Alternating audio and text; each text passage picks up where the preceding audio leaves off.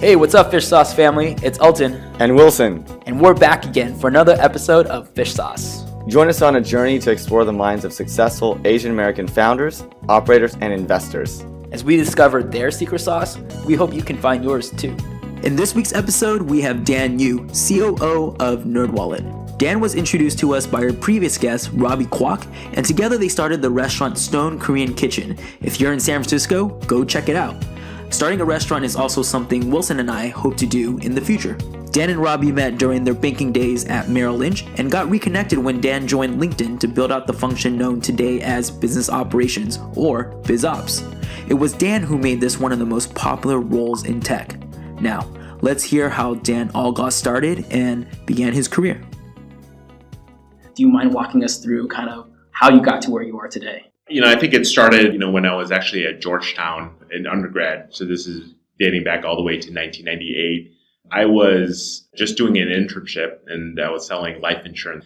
And I said, well, having a sales skill set will always be valuable in terms of my career. And I had a mentor there that was really helping me out. One of the days we were just in the office and just looking at the internet, which was really, really kind of pathetic back in 1998. But we saw some people starting to put at least some types of kind of websites together saying that, if you want life insurance, to call me as an agent. And we saw some like very rudimentary quoting engines. And we thought, hey, wouldn't it be great if we didn't have to do this cold calling and people came to us? And so that really started kind of the juices flowing. And we said, let's try to build a term life insurance site. And the whole theory behind it is that, as the internet gets bigger, as the younger generation needs term life insurance, they're not going to want to go to an agent and have that agent come into their home and give them the sales pitch. That was kind of the genesis of the first startup that I was involved in. It was a fantastic experience just trying to build the company from scratch. And we eventually turned that into a company, ReliQuote. So in 1999, we were picked up by Forbes magazine as a Forbes favorite. And here we were like a 3-person operation. Did it blow up? Seems like that kind of magazine would have given you a lot of leads. Yeah. So overnight, we, from 3 leads, we got 30, 40, 50 leads. And so the dollars started flowing in and, we were learning a lot in the process. But I had to make a really tough choice at this time. I had interviewed and received an offer from Merrill Lynch's technology investment banking group. In 1999, it was the first tech boom. The internet was blowing up. And I remember I interviewed with a bunch of folks, including Robbie Kwok. I have a story where he tried to reject me. Him and I are obviously really close friends now. So I had to make this choice between, hey, continuing on with this entrepreneurial venture that was starting to take off, or do what my parents wanted me to do, which was, hey, after Georgetown, get an investment banking job so they could tell their friends. But, I was really attracted to being out here in the Valley. I ended up taking the job and had to leave ReliQuote. At the time, it was a pretty difficult decision. But I had a very good formal training at Merrill Lynch, did investment banking. I was there at Merrill for about 8 or 9 months until the head of our group left to go to this place, Epic Partners. And Epic Partners was an investment bank that was trying to democratize the IPO process, trying to give IPO shares to individuals directly. I went from Merrill over into Epic, and Epic, when right before kind of the bust, or right during when the bust was happening, sold to Goldman Sachs. And so we were all laid off, and, it was a really interesting time here in the city where you would go and walk around South of Market and, all these companies were closing down. I would go to the gym. Wow. And the gym would be packed. And it was incredibly hard to get a job at the time. It was just nobody was hiring. That was really tough, but, you get over those things. And I guess when you're working out and having fun, so we were still going out. So we were having a lot of fun. And so you kind of get over that a bit and you think about what's next. And this was also actually, Robbie also, we took some courses at UC Berkeley around technology. So databases, Unix. You want to get more technical? Yeah. We were taking companies public that were in the technology space. My particular expertise at the time was around communications equipment and fiber optics, and Robbie did internet, which I always thought was a joke at the time. But yeah, we wanted to get a little bit more technical chops because we wanted to understand what it was like to code, or what it was like to think about what is a relational database? What are the kind of inner workings of a relational database? How does communication equipment work? And to this day, I really think that it is valuable because to understand like what somebody's doing when they're trying to build something at a much more visceral level is better than like kind of reading or thinking about that at a very surface level. Robbie eventually got a job at Yahoo. I went back to ReliQuote. It was interesting to see like, because I was there when it was like 3, 4, 5 people. It had grown to about 120 people. This is a company you started, right? Mm-hmm. And so this is your baby. Did it feel unfamiliar when you got back to this company that was now 125 or 120 plus? Oh, I mean, it was completely different. And I had known, like, obviously I kept in touch with Will, and I had known that the company had grown. But, you know, when you were back there and seeing, like, hey, like the level of problems that the technology team was working on, or the fact that we were using predictive dialers, like, it was a completely different, you know, company. In retrospect, I would have taken more time off, like, for sure, 100%. How much time off did you have? Probably maybe 6 months or so. That's not long at all. Yeah, it's not long at all, but I was freaking out. Were you freaking out or were your parents freaking out? You know, I can't remember how my parents were like at the time. I think I was freaking out. Like, it was something in my head, like, you know, literally, like, I think we're programmed from a very, very early age that, like, hey, next year I'm going to go from kindergarten or first grade. Then I'm going to make this progress. Then I'm going to get this job. And, you know, my life had been kind of scripted like that. And so, what about your peers? Were they getting jobs, or so, they were all on the same boat? Aside from Robbie that got Yahoo, like, no, they weren't. There wasn't an immense amount of pressure to get back in. There were so few jobs out there that were available, and, you know, I didn't even know where to start, really. You know, the reality is that I was, you know, trying to be honest with myself about like what I was good at and what gave me a lot of energy. And that was always in like operating things, leading things, building things. It does seem like this opportunity you could have taken and continued it before business school. Are you glad that you did business school, or do you regret that you've done it? Yeah, I mean, I don't regret business school, but I didn't have to go. I mean, I was at an undergrad business school, so I'd actually taken all the kind of functional classes for sure. And the reason why I don't, you know, regret business school is that it was an immense amount of fun, for sure. And I had like these great classmates at the time. In business school, I had a classmate of mine. His name was Josh Ellman. He is now a partner at Greylock. But he was, you know, when we were chatting at the time, he had done, I think, 1 year of business school, or not quite an entire year. And he had the opportunity to be the first product manager at LinkedIn. Wow. I remember having this conversation with him in the Berkeley courtyard. And I said, Josh, I think LinkedIn could be $1 billion. He's like, I don't know. We'll see. Like, you know, when I was at Berkeley, we did a class project. We had to pick a company and, you know, get deep in with the company and say like why we picked that company. I had four of my other classmates at the time, and we called Josh. We said, hey, LinkedIn is like a super interesting company. We'd love to come and chat with you folks. And Josh Ellman at the time set us up with conversations with Reid Hoffman and Matt Kohler. We came up with this report about like, hey, LinkedIn is an exceptional company. This was in like, I don't know if it was end of 2004 or 2005 that we did that. And I remember our professor, you know, we had a presentation. There was 4 or 5 of us presenting to our professor. And our professor looked me straight in the eye and said, Dan, there's no money in social networking. We had this big debate, and I said, well, maybe they could do job listings or something like that. He was very kind of condescending, I think. Have you talked to him now? Oh, well, no. So I think I got a C+ on that project. When LinkedIn went public, when I was there, when LinkedIn went public, I changed it out to Josh Ellman and a couple of our class members, and I said, hey, do you remember when our professor said there's no money in social networking?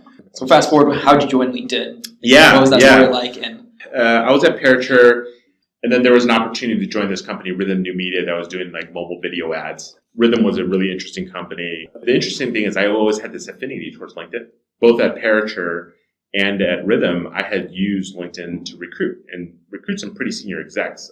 And one day, Robbie pinged me and said, hey, what do you think about LinkedIn? I said, LinkedIn is phenomenal. I think it's going to crush it. Pretty much like ended the conversation at that. And I said, I don't know why he asked. Then later on, you know, Jeff Weiner joined as their interim CEO. So when Jeff started there in December of 2008, and by May 2009, he was looking to build out a business operations function. So Jeff had business operations at Yahoo. At Yahoo, his business operations person was a guy by the name of Andrew Bradshaw. And Andrew Bradshaw is now a general partner at Excel. But the guy who supported Andrew Bradshaw was Robbie Kwok. So when Andrew Bradshaw left for this job at Excel, Robbie took over Andrew's role and essentially became, the chief of staff / biz ops partner for Jeff.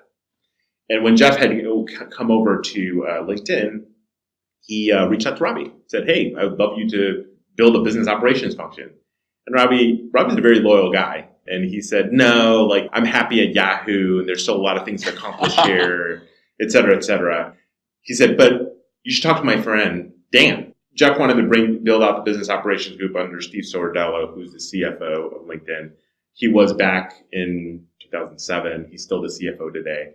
It was interesting. So I chatted with Steve Sordello, and it was interesting. There are two areas of monetization for them was digital ads and this software as a service business. So I had experience in software as a service, and I had just done this digital serendipitous.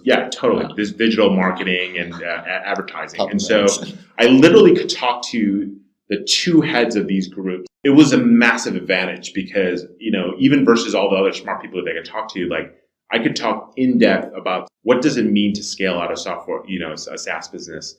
What do the sales metrics look like? What defines success? How would I be able to help them? Because I've been through all these problems. I think a lot of our listeners are curious about that role. What are those skill sets? I do have a series of posts on LinkedIn that you could read about business operation. Hey, if you have this consulting background or if you have this background, what would be a good fit? It's really interesting because the skill set is analytical. And you have to be very good with numbers. You have to be analytical. You have to be data-driven in the types of decisions that you make. And so, obviously, a lot of Asian Americans grow up with, hey, math is a very important skill set. I tell that to my 6-year-old son. I say, "Oh, do you like reading or math?" I do think growing up with that analytical mindset is really important. And both being, numbers-driven, but also, how do you, break down a problem? How do you think about something, break it down into its components, really understand what the drivers are, and then come up with a kind of lucid decision. You're not the decision maker. You're helping the decision maker. You're the person behind the scenes. You're not going to be taking credit. And the kind of handshake deal you have with your business partner is that you have a seat at the table and you have their time and you have their influence of really big decisions that need to be made. And so I do feel that stereotypically, those are some of the areas where, Asian Americans do great. They're analytical. And there's the stereotype of the model minority, but there is a little bit of that hey, I want to help something succeed. But as a follow-up, do you think people get stuck in that role based off personality, based off upbringing? Yeah. You think they could eventually become the business partner? Absolutely. But it's something, and again, this is not everybody, but it's something that, sometimes with Asian American folks, you need to push them in that direction. And they're not the first to raise their hand. Yeah, and it's and there may be that. Well, I'm very comfortable in this role, and that's completely fine. By the way, having a seat at the table and influencing outcomes and all that is really interesting. But there are a lot of Asian Americans in business operations. At which point does someone have to make a decision? So you're kind of growing this business operations role. Maybe you're a manager, maybe you're a director. Is there a point in which they have to make a decision? I want to be the head of biz ops, or actually be more of maybe a business owner, CEO, GM. Yeah, absolutely. Yeah. To be fair, those roles that are the GM or COO or you are making the decision, even a product manager roles, those are the ones that are coveted in the value.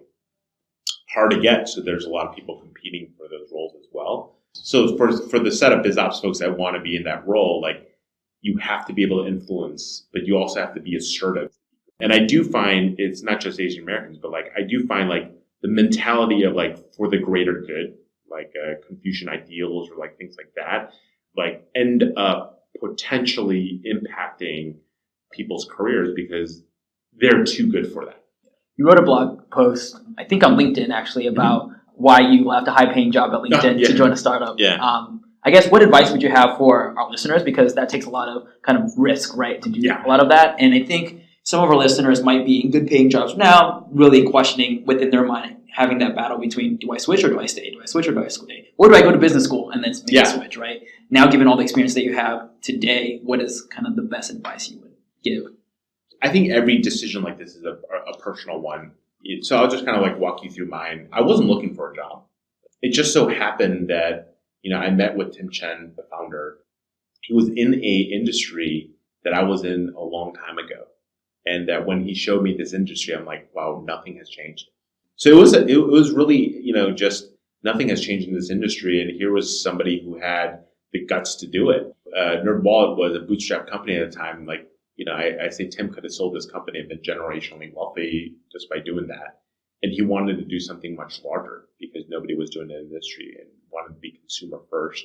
How do you orient something that is really, going to be on the side of the consumer in terms of how they make financial decisions, learn about those decisions?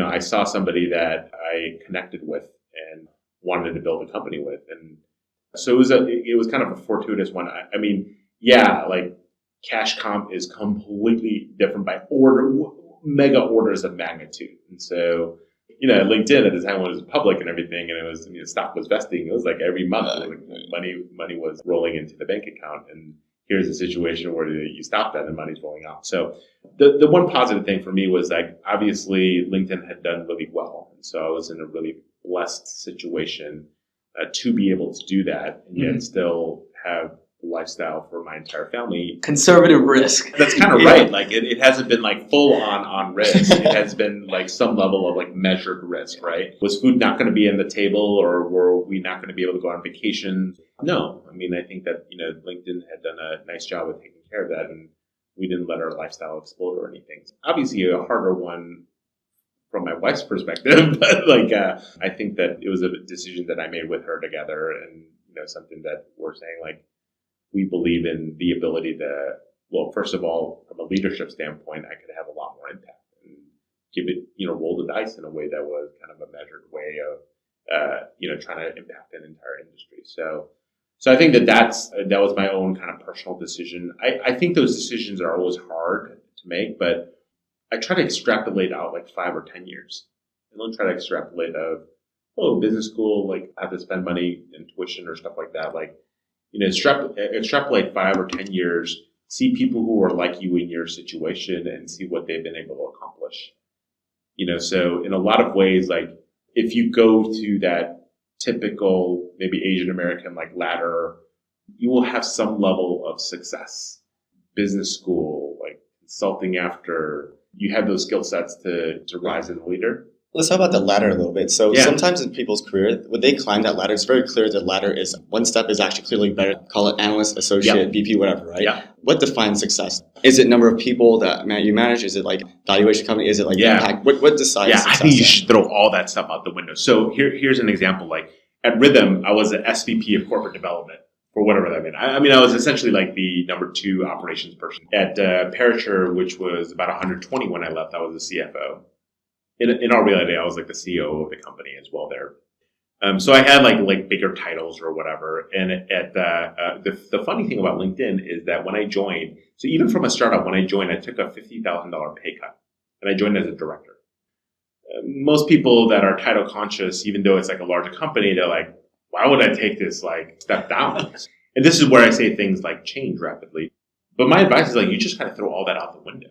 Like particularly in Silicon Valley, like if you're going to join a startup, you are going to be an individual contributor. Like you're not going to manage a huge team. And so if you're at LinkedIn, that scale, you're going to have had a bigger team. So if you use only the bar of like, I need to manage this equivalent size team, well, you're severely limiting yourself in terms of the opportunities you can have. So here I was at LinkedIn. I had a 120 person team. We probably had to come for another 40, and my team had like wide influence in the company because they were in every, whether it's product or marketing or the monetization lines, like literally business operations and business analytics was everywhere. So I had really good purview over the company.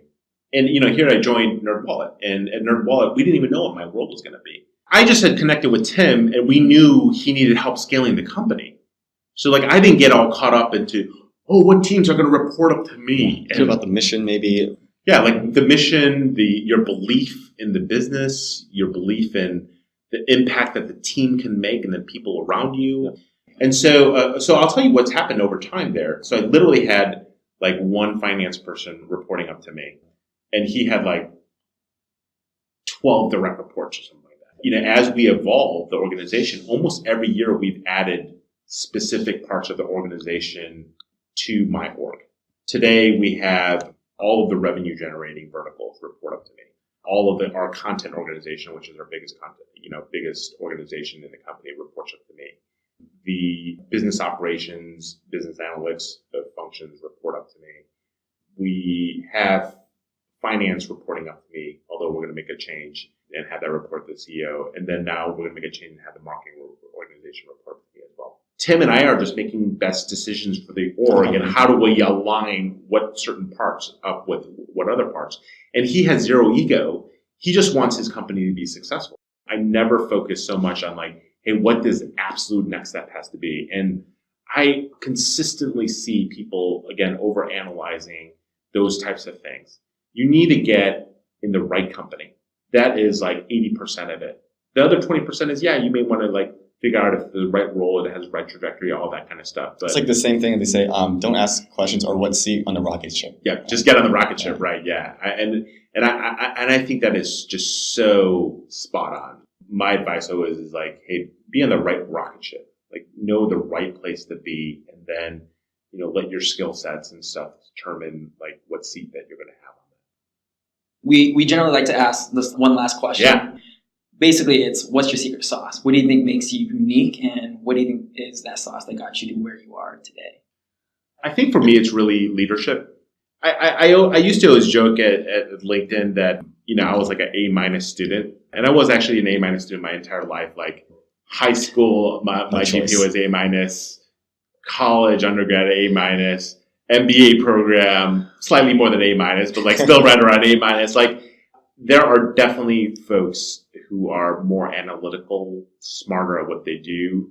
They have deeper insights into particular, strategy projects. They are exceptionally bright folks, like the top 1% of the top 1%. Something that would make any Asian American proud. So those are like a whole host of folks, and in a lot of ways they enjoy working with me, and they enjoy getting guidance, and I could give them enough strategic direction, enough insight. I could help them with how do you maneuver in an organization, what the expectations are, part mentoring, part like giving definitive guidance, part like listening and understanding and learning from them. You have to have a certain level of intelligence and a certain level of, expertise or knowledge. But all those things, like people will be better than you at in general. And so for me, I think what's been successful is that combination of like leadership and being able to manage well and, hopefully inspire some people along the way, to achieve bigger and greater things. I used to ask people their math SAT scores at LinkedIn, and like half the team had like 800 on their math SAT. It was pretty crazy. Dan's energy was contagious. By the way, Elton and I personally use NerdWallet when we research our latest credit card, so check it out if you want some good advice. If you want to follow Dan's live action and thoughts, feel free to give him a follow on Twitter, @Dan Yoo. Thanks for listening, and I hope you enjoyed this very exciting episode. Thanks for listening to this week's episode of Fish Sauce. If you like what you heard, like our Facebook page, Fish Sauce Podcast, and follow us on Twitter @FishSaucePod for any episodes or latest updates. If our mission resonates with you, leave a review on our iTunes page. We'd love to welcome you and your friends into our Fish Sauce family. And lastly, big shout out to our awesome editor, Christian Edwards, for making us sound better than we actually are in each episode of Fish Sauce.